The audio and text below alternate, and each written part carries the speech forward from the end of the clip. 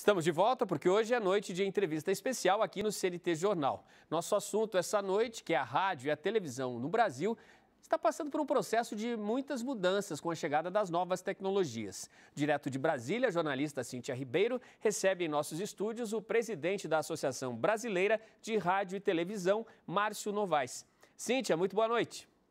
Olá, boa noite. Eu recebo aqui no CNT Jornal o Márcio Novaes, que é presidente da Associação Brasileira de Rádio e Televisão, a Abratel. Ele vai falar conosco sobre combate às fake news e alguns dos desafios da radiodifusão no país. Márcio, primeiramente, seja bem-vindo ao CNT Jornal e obrigada por aceitar nosso convite. O prazer é todo meu. Aproveito para saudar todos os radiodifusores e todos os telespectadores da CNT.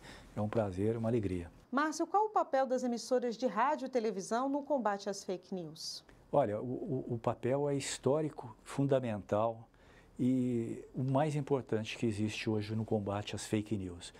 Porque essa expressão de notícias falsas, na verdade é até difícil você falar que uma notícia é falsa. É uma mentira. Não existe notícia falsa, existe mentira. Mentira sempre existiu na história da humanidade. Desde que o homem começou a raciocinar, isso já existe.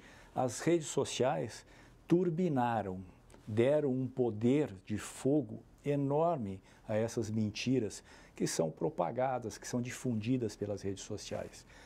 E sempre que você, telespectador, você cidadão, recebe uma informação no seu WhatsApp, no grupo de WhatsApp, enfim, em qualquer um desses instrumentos, dessas plataformas da rede social, você desconfiando, naturalmente você vai procurar o rádio ou vai procurar a televisão para saber se aquilo que você desconfiou da veracidade é de fato um acontecimento ou não. Ou seja, essa é a grande importância do rádio e da televisão.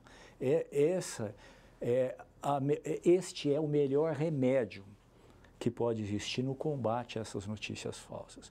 Um jornalismo de qualidade, profissional, que é levado a sério, que os radiodifusores investem milhões por ano, seja com mão de obra, seja com equipamento, seja com a transmissão dessas informações, seja com a própria concorrência saudável em busca da notícia, sem jamais cometer o erro de mentir. Porque mentir, infelizmente, no Brasil ainda não é crime, precisava ser. Talvez seja esse um passo que falte para se punir de vez essas chamadas fake news. Márcio, essas notícias falsas são propagadas principalmente pelas redes sociais. As empresas que gerenciam essas redes também deveriam ser responsabilizadas e enquadradas, por exemplo, no direito de resposta? Inclusive, tramita na Câmara dos Deputados um projeto de lei que trata desse tema, né? Sem dúvida, sem dúvida. A responsabilização de quem deixa que notícias falsas, que mentiras se propaguem, me parece a coisa mais óbvia. E a Câmara dos Deputados está no caminho certo. Está no caminho certo, sim, de trazer essa responsabilidade para essas plataformas. Porque o rádio e a televisão, no Brasil, você tem o direito de resposta. Se você cometer algum dos crimes de injúria, difamação e calúnia, aquele que se sentiu injuriado, caluniado, ele vai à justiça buscar o direito dele. E se for comprovada, a rádio, a televisão, enfim, a empresa de comunicação social, ela vai ser punida, ela vai ter a responsabilidade. Além disso, tem o dano moral. Também que o sujeito tem um prazo, aquele que se sente ofendido, atingido, na sua honra, na sua moral, ele pode entrar também com uma ação na justiça, aonde a emissora de rádio e ou de televisão terá a responsabilidade de indenizar essa pessoa.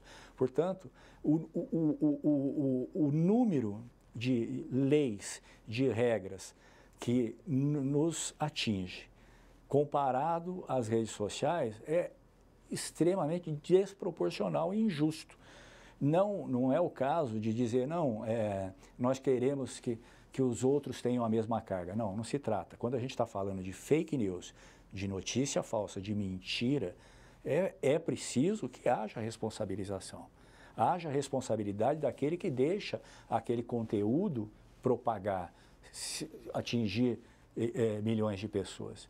Essa responsabilidade é absolutamente correta que exista, essa responsabilização dessas plataformas na rede social, e a Câmara dos Deputados está de parabéns e espero que isso se torne em breve lei, porque por enquanto nós estamos falando de um projeto de lei que está tramitando na Câmara. Márcio, também tramita no Senado o projeto que altera a lei da TV paga e pode acabar com as restrições à propriedade cruzada, que é quando a empresa que veicula conteúdo fica proibida de produzir e vice-versa. Como empresário do setor de radiodifusão pode ser afetado por essas possíveis mudanças?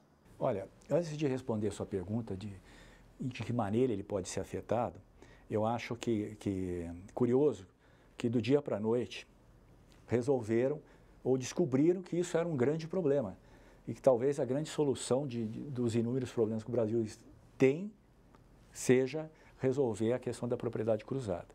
Primeiro que essa discussão, ela é positiva?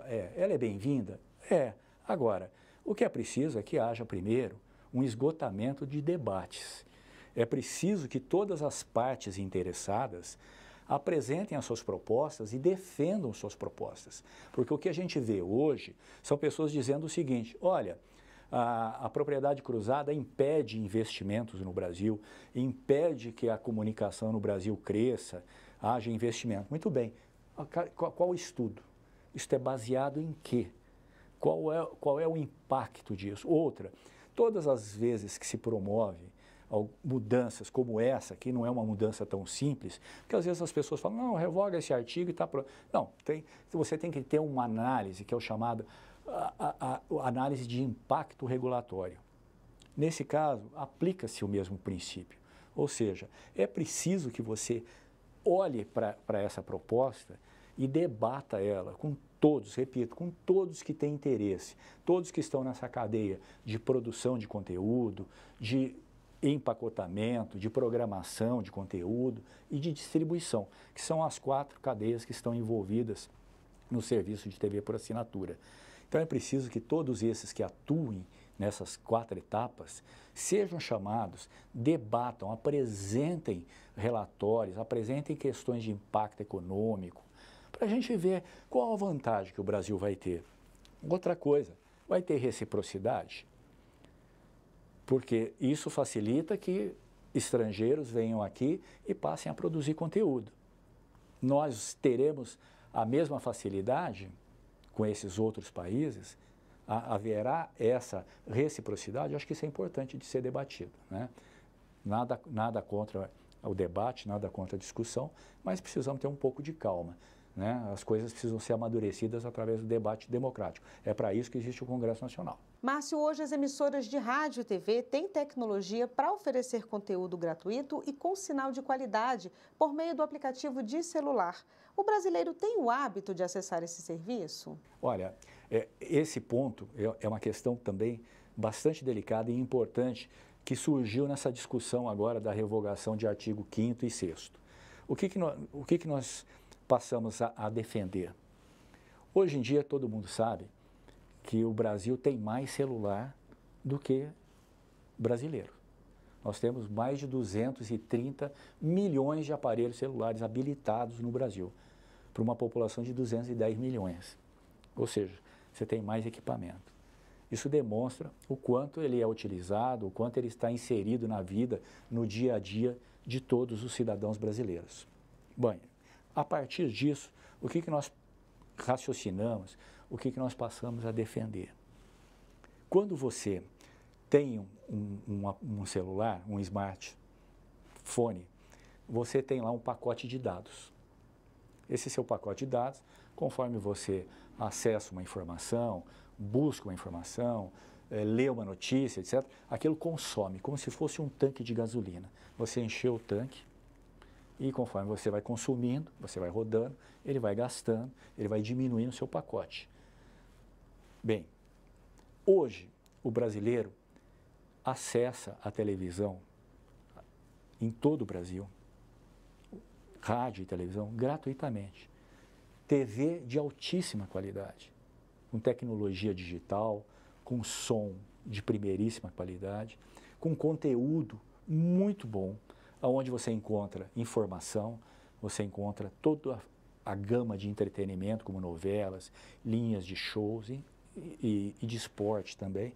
Tudo isso gratuito, de altíssima qualidade, repito. Bem, este é o sistema da radiodifusão, que propaga esse sinal. Você bota uma antena, liga a sua televisão e você tem tudo isso disponível para você sem gastar um centavo. Muito bem. Este mesmo serviço está nos pacotes de TV por assinatura. Pacotes esses que você tem que pagar. E agora, com essa nova tecnologia dos smartphones, com os seus pacotes de dados, você, quando acessa um canal desse, consome e muito rapidamente o seu pacote de dados. Então, a proposta que nós passamos a defender agora é o chamado Zero Rating. O que é isso? É você acessar pelo seu celular, pelo seu tablet, pelo seu computador, você acessar o aplicativo da CNT, que é uma rede nacional de televisão, conceituada assim pela Anatel, que é a Agência Nacional de Telecomunicações. Cada vez que você acessar a CNT pelo aplicativo, não irá consumir o pacote de dados. Por quê? Porque esse serviço é gratuito. Há previsão constitucional disso. Portanto, é simplesmente garantir que a população brasileira continue a ter acesso a toda a gama de entretenimento que ela tem hoje por este outro meio. Qual? O meio da banda larga. Márcio, em nome da Rede CNT, eu quero mais uma vez agradecer sua entrevista aqui no CNT Jornal. Obrigada pela gentileza. A você que nos assiste, muito obrigada pela companhia. Eu volto aos estúdios da CNT em Curitiba. Odilon. Obrigado, Cíntia. Hoje, em nossa entrevista especial aqui no CNT Jornal, a jornalista Cíntia Ribeiro conversou com Márcio Novaes, presidente da Abratel, que é a Associação Brasileira de Rádio e Televisão.